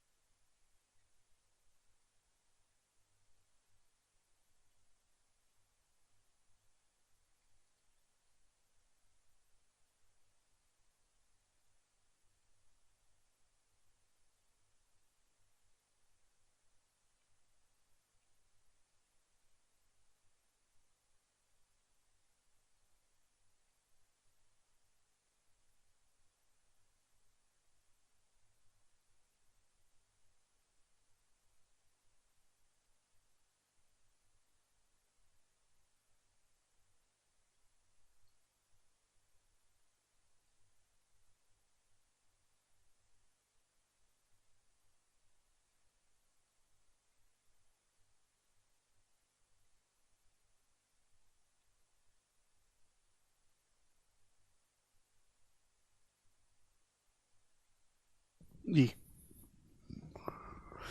अरे करो भाई, करते क्यों नहीं हो तुम कुछ?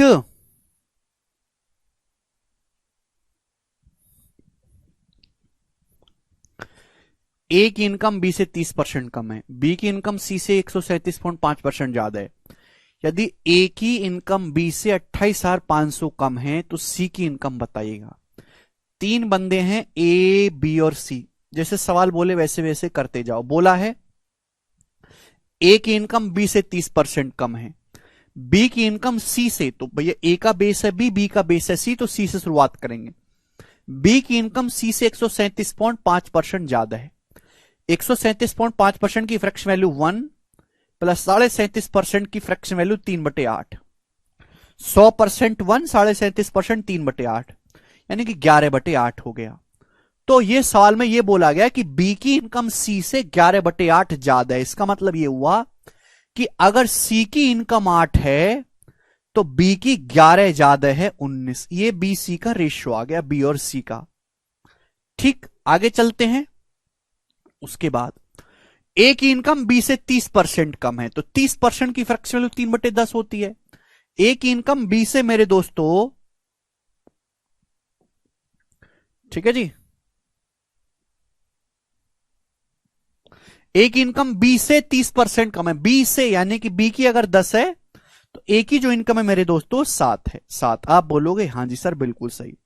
अब मुझे केवल इन तीनों रेशियो को दोनों रेशियो कंपाइल करना है, कुछ भी नहीं करना। तो ऐसे क्रॉस मल्टीप्लाई करते हैं मेरे दोस्तों। यहां तो कोई समस्या, आप बोलोगे हाँ जी सर कोई भी प्रॉब्लम नहीं है।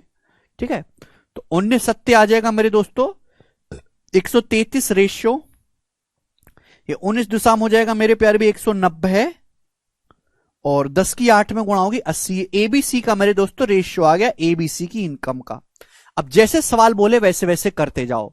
बोला ए की इनकम बी से 28,500 कम है, तो ए की इनकम बी से कितना कम है?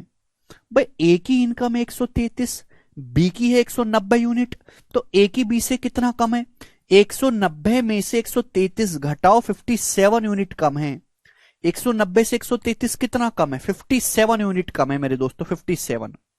और इसी 57 की वैल्यू सवाल में कितनी दे रखी है? 28,500 दे रखी है मेरे दोस्तों। ए की वैल्यू बी से कितना कम है? 57 कम है। 57 के वैल्यू 28,500 कितने गुना है? 57 से 28,500 पूरा पूरा 5 बार कट रहा है, 5 गुना है 500 टाइम्स। एक की वैल्यू 500 आ गई। पूछा है सी की इनकम, तो सी की इनकम है 80, तो 80 का भी 500 गुना करेंगे, 80 गुना 500 40,000। तो 40,000 बहुत ज्यादा भैया, इतना तो देखे भी नहीं हम कभी। 40,000 इनकम है सी की। समझ में आ गया भाई साहब? आसान सवाल है, कोई प्रॉब्लम नहीं है, हर बच्चा कर रहा है, करना पड़ेगा, और कोई ऑप्शन नहीं आपके पास। सिलेक्शन चाहिए तो जो प्रीवियस ईयर के सवाल हैं, चाहे कठिन इजी मॉडरेट, सब करने पड़ेंगे। एक सवाल और आपके सामने आएगा ऐसा ही। ए की इनकम बी से 45% ज्यादा है, सी की इनकम ए और बी के इनकम के योग से 60% कम है, डी की इनकम सी से 20% ज्यादा है, बी और डी का डिफरेंस 13,200 है, तो सी की इनकम बताइएगा। बहुत बढ़िया सवाल, परसेंटेज रेशियो का अच्छा इस्तेमाल है। 4 लोग हैं भाई साहब, ए बी सी डी। जैसे जैसे बोला सवाल वैसे वैसे करो। ए की इनकम बी से 45% कम है, 100 मान के भी कर सकते हो, फ्रैक्शन में कन्वर्ट करके भी कर सकते हो, इच्छा आपकी। ए की इनकम बी से 45% कम है, 45% ज्यादा है, सॉरी। ए की इनकम बी से 45% ज्यादा है, इसका मतलब यह है कि अगर बी की इनकम 100 है तो ए की 45 ज्यादा है, ए की 145 है, 145। ये पहली लाइन है। उसके बाद सी की जो इनकम है ए और बी के योग से 60% कम है। भाई ए और बी की इनकम का योग क्या है? 145 में 100 जोड़ूंगा 245। तो सी की जो इनकम है वो ए और बी के इनकम के सम से 60% कम है। भाई अगर कोई संख्या 60% कम है तो 245 का 40% है मेरे प्यारे भाई। समझ में आया भाई साहब? अगर कोई चीज 60% कम है तो यानी कि सी की जो इनकम है ए और बी का वो 40% है। तो 245 का 40% क्या होता है? तो मेरे प्यारे भाई ये आ जाएगा 245 का 40%, 240 का 40% 96, 5 का 40% 2, 98, 96 2 98, ब्रेक करके निकाला करो। 200 का 40% 96, 240 का 5 का 40% आ जाएगा 2, यानी कि 98। तो सी की इनकम है 98। और एक्चुअली में सवाल में सी की ही इनकम पूछी है, तो आंसर जो भी आएगा 98 का मल्टीपल आएगा। 98 में 7 छुपा है, 7 का मल्टीपल ये नहीं है, ये 7 से नहीं कटता, ये 72 7 से नहीं कटता, ये 7 का मल्टीपल है, ये आंसर हो जाएगा। तो आप इस सवाल को मेरे प्यारे भाई ऑप्शन से भी उड़ा सकते, आगे आपको करने की जरूरत ही नहीं, बाहर में जाए अब एग्जामिनर। 98 आया है, 7 का मल्टीपल, 7 प्राइम नंबर है, 7 से कटने वाला एक ही ऑप्शन है, खत्म हो गया यहीं पे सवाल। आगे करना है तो बच्चों सवाल में क्या बोला है, बोला डी की इनकम सी से 20% ज्यादा है। डी की इनकम जो है सी से 20% ज्यादा है, तो डी की इनकम क्या होगी, सी से 20% ज्यादा है। 98 से 20% ज्यादा है, अगर कोई संख्या 20% ज्यादा है तो यानी कि वो 120% है, मल्टीप्लाइंग फैक्टर आएगा 1.2। 1.2 मेरे प्यारे भाई, 20% ज्यादा होने का मतलब 120% या 1.2 गुना आपको करना है मल्टीप्लाइंग फैक्टर। क्या आएगा 98 का 1.2 गुना, 90 का 1.2 गुना 108, 8 का 1.2 गुना मेरे दोस्तों आ जाएगा 9.6, 117.6। डी का मान आ गया 117.6। आप बोलोगे हाँ जी सर बिल्कुल सही, कोई प्रॉब्लम नहीं है। बोला है बी और डी का डिफरेंस 13,200 है। बी और डी का डिफरेंस क्या है, बी की इनकम है 100, डी की इनकम 117.6, इनका डिफरेंस है 17.6 यूनिट। 17.6 की वैल्यू सवाल में 13,200 रुपए दी है, बताओ कितने गुना। अगर यहां से एक दशमलव हटाओगे तो यहां जीरो चला जाएगा, बढ़ जाएगा जीरो। बताओ किससे कट रहा है भाई साहब, 44 से कट रहा है। 44 चौका 176 और 44 तिया 132, 4 की वैल्यू 3,000 है मेरे दोस्तों, यानी कि 2 की वैल्यू 4 की वैल्यू 3,000 है, 750 गुना, 750 गुना 4 की वैल्यू 3,000 है, 750 गुना। तो 98 की वैल्यू भी 750 गुना करनी है मेरे प्यारे भाई। 98 का मान, सी की इनकम पूछी है, ये भी 750 गुना करेंगे। भाई संदीप की इनकम 98 है बेटा, 98 जो है वो 7 से कटने वाला नंबर है, तो आंसर भी 7 से कटने वाला होना चाहिए यार, क्यों नहीं समझते आप लोग। तो 98 का 750 गुना करोगे क्या आएगा, 98 को 100 मान लो, 100 का 750 गुना 75,000, 2 कम है, 750 का दुगुना 1,500, 75,000 से 1,500 कम करेंगे 73,500 इस सवाल का आंसर है। ये कैलकुलेशन होगी एग्जैक्ट, बताइएगा बच्चों। लेकिन इस सवाल में इतना करने की जरूरत ही नहीं थी, ऑप्शन से 1 सेकंड में हो गया, ठीक है जी। अरे यार सी की इनकम कितनी आई है, 98 आई है, पूछा गया सी की इनकम, आंसर जो भी आएगा 98 से कटने वाला होगा। 98 में 7 छुपा, अगर कोई नंबर 98 से कट रहा है तो 7 से भी कटेगा।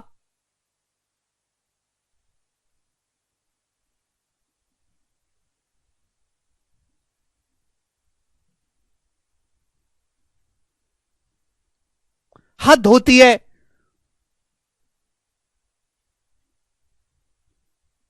अट्ठानवे में 7 नहीं दिख रहा आपको, 7 छुपा हुआ, 14 7 98।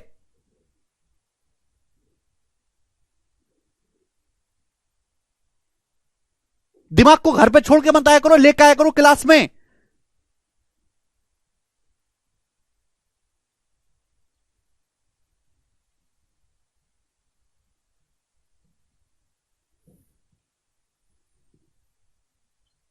गधा कहीं के।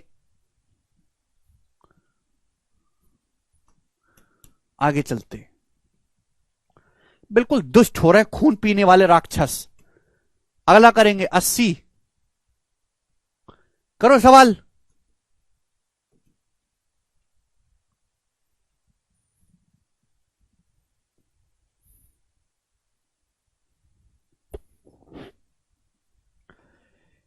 ए B C divided a certain sum of money amount themselves. A B C ने आपस में कुछ पैसा बांटा, 3 लोग हैं ए बी सी, सारे प्री के सवाल हैं, 2021 के सीजीएल के प्री के सवाल है, जो भी मैं करवा रहा हूं, बहुत अच्छे अच्छे सवाल पूछे गए थे परसेंटेज में। 3 लोग हैं ए बी सी, जैसे सवाल बोले वैसे करना। 3 लोग हैं एबीसी, आपस में पैसा बांटते हैं। The average of the amount with them is 4520। उनके पास जो अमाउंट है वो नहीं बोला, उनके पास जो अमाउंट है उसका एवरेज बोला है, उसका औसत 4520 है। चलो बाद में सिखाऊंगा।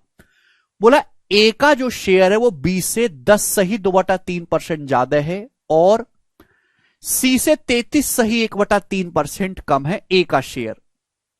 अब बताओ 10 सही 2/3% की फ्रैक्शन वैल्यू क्या है? 10 सही 2/3 होता है 30 और 2 32/3, 32/3%। और 32/3% की फ्रैक्शन वैल्यू क्या होती है? 32/300%, मतलब 1/100 होता है। 4 से चला जाएगा 8 बार, 4 से जाएगा ये 25 बार, 8/75। इसकी फ्रैक्शन वैल्यू आ गई 8/75। ठीक है जी, आप बोलोगे हाँ जी सर बिल्कुल सही। समझ में आया? 32%, 32/3% मतलब 32/300, 4 से काटेंगे यही आ जाएगा गधा लोग।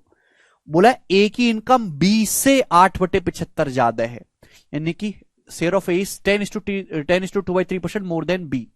यानी कि अगर बी की 75 है, अगर बी की 75 है तो ए की 8 ज्यादा है। 75 में 8 जोड़ेंगे 83, 83। ए और बी का रेशियो आ गया, ए और बी का। आगे क्या बोला है? बोला ए का जो शेयर है वो सी से 33 सही 1/3% कम है। ए का जो शेयर है वो सी से 33 सही 1/3% कम है, ए का शेयर सी से। यानी कि सी का शेयर अगर 3 है तो ए का शेयर 1 कम है, यानी कि 2। ये ए और सी का रेशियो आ गया। आपसे पूछा है बी का हिस्सा बताओ, बी का हिस्सा। तो क्वेश्चन सॉल्व करने के लिए रेशियो निकालना है दोनों का। अब बताओ जल्दी से करो। ये बात तो समझ में आती है कि ए का शेयर बी से 10 सही 2/3% ज्यादा है। 10 सही 2/3% की फ्रैक्शन वैल्यू नहीं निकाल सकते, समझाया है मैंने। नहीं समझ आया तो भाड़ में जाओ, चूल्हे में डूब मरो कहीं। ये 33 सही 1/3% की फ्रैक्शन वैल्यू होती है 1/3। जैसे सवाल बोले उसको लिख दो गणित की भाषा में। अब मुझे इन दोनों रेशियो को कंपाइल करना है। यहां ए का मान 83 है, यहां 2 है, गलत बात है, दोनों को सेम करना होगा। तो ऊपर 2 से गुणा कर देते हैं, 2 3 6, 2 8 16, 150 हो जाएगा। 168 और 150, 168 और 75 दूनी 150। यहां नीचे 83 से गुणा कर लेते, 2 और 83 को सेम बनाने के लिए 168 कर लेते, नीचे 83 से गुणा। 83 2 जा 168 और 83 का 3 गुणा, 3 3 9 और 3 8 24, 249, 249। तो ये एबीसी का रेशियो आ गया यहां से। समझ में आया? तीनों का एबीसी का रेशियो निकाल लिया। लेकिन यहां से बात नहीं बनेगी, सवाल तो इसके आगे है। सवाल इसके आगे क्या है? बोला है उनके पास जो अमाउंट है उसका एवरेज 4520 है। ये एवरेज का क्या मतलब है बताओ? सॉरी 83 का दुगुना 166 आएगा, सॉरी फरी 83 का दुगुना करेंगे ना, सॉरी 166 आएगा, 166 आएगा, 168 नहीं आएगा, 6। 2 और 83 को सेम बना लिया। ठीक है जी। देखो एवरेज होता है औसत। जैसे आपके घर में आपके पापा 10 रुपए कमाते, चाचा 12 रुपए कमाते हैं और आप कमाते हो 2 रुपए, आप 3 रुपए कमाते हो, ये 5 रुपए मान लेते हैं। जैसे आपके घर में आपके चाचा 10 रुपए कमाते हैं, पापा 12 रुपए कमाते हैं, आप 5 रुपए कमाते हो, तो इनका औसत होगा, तीनों लोगों को जोड़ के 3 से भाग दे दो, यानी कि 9 रुपए। तो आपकी जो एवरेज औसत कमाई है वो 9 है। 2 संख्याओं को औसत निकालना है, जोड़ के बटे 2 कर दो। 3 संख्याओं को औसत निकालना है, जोड़ के 3 से भाग दे दो। 4 संख्याओं को औसत निकालना है, 4 से भाग दे दो। ये होता है औसत। अगर 3 लोगों का औसत 4520 है, 3 लोगों की एवरेज कमाई 4520 है, तो टोटल कमाई क्या होगी भाई? ये एवरेज है, एवरेज है। लोग कितने हैं? 3। तो 9 को 3 से गुणा करेंगे तो ही तो टोटल कमाई आएगी। टोटल 27, 9 3 27। यानी कि अगर 3 लोगों ने आपस में अमाउंट 4520 बांटा है, ये एवरेज है, तो तीनों के पास टोटल अमाउंट कितना है? 4520 को 3 से गुणा करेंगे, ये टोटल अमाउंट होगा। तीनों के पास मिलाकर एवरेज को 3 से मल्टीप्लाई करेंगे। समझ में आया? और तीनों के पास टोटल अमाउंट है कितना मिलाकर, देखो 6 और 9 15 का 5 है भाई, देखो 100, हाँ 6 और 9 15 का 5 हासिल 1 6 1 7 7 4 11 5 16 का 6 हासिल 1 1 और 1 2 और 1 3 और 2 5 565 565 आ गया मेरे दोस्तों, 565 240 और 160 400 415 400 150 550 हो गया, 550 और 15 565 565 यूनिट की वैल्यू ये है। बताओ कितने गुना, बताइए जल्दी से। 565 5 से कट रहा है, 5 से काटोगे 133 बार जाएगा। 133 का मेरे दोस्तों 4 गुना है, 4 गुना नहीं है। 5 से भाग करोगे तो 113 बार जाएगा, सॉरी 113, 113 का 4 गुना है। यानी कि मेरे दोस्तों ये 113 से डिवाइड हो रहा है, 113 से, 113 से चला जाएगा 5 बार और 113 से चला जाएगा 40 बार। 113 चौका 452। प्राइम नंबर देखा करो, प्राइम नंबर से काटना आसान होता है। 5 से 40 8 बार चला गया, यानी कि 1 की वैल्यू होगी 8 दिया 24, 1 की वैल्यू 24 आ गई 24। अगर 1 की वैल्यू 24 आई है तो 150 यूनिट की वैल्यू पूछे बी की इनकम, तो 150 का 24 गुना, 150 का 24 गुना आएगा मेरे दोस्तों 100 का 24 गुना 2400, 50 का 24 गुना 1200, 2400 और 1200 3600 रुपए बी का हिस्सा आ गया। ये सवाल का आंसर है सी ऑप्शन करेक्ट है। ये मैंने आपको पूरा सॉल्यूशन करके बताया है पूरा, हालांकि इतना करने की जरूरत नहीं है कि आंसर ये तो है एग्जाम में जो आपको मेरे दोस्तों पूरा अगर कोई बच्चा करेगा, लेकिन मैं देखते ही समझ गया कि बी का जो भी आंसर आएगा कुछ भी करने की जरूरत नहीं, वो 3 का मल्टीपल आएगा, 3 का 150 है ना, 3 का मल्टीपल ये नहीं है। 9 5 7 12 6 18 ये 9 3 8 4, ये 2 ऑप्शन 3 के मल्टीपल है, तो करना तो पड़ेगा मेरे प्यारे भाई आपको सॉल्व ये, ठीक है, एक ऑप्शन ही हट पाएगा। चलो दोस्त आज इतना ही छोड़ते हैं, बाकी हम कल करेंगे यहां से आगे। बाय।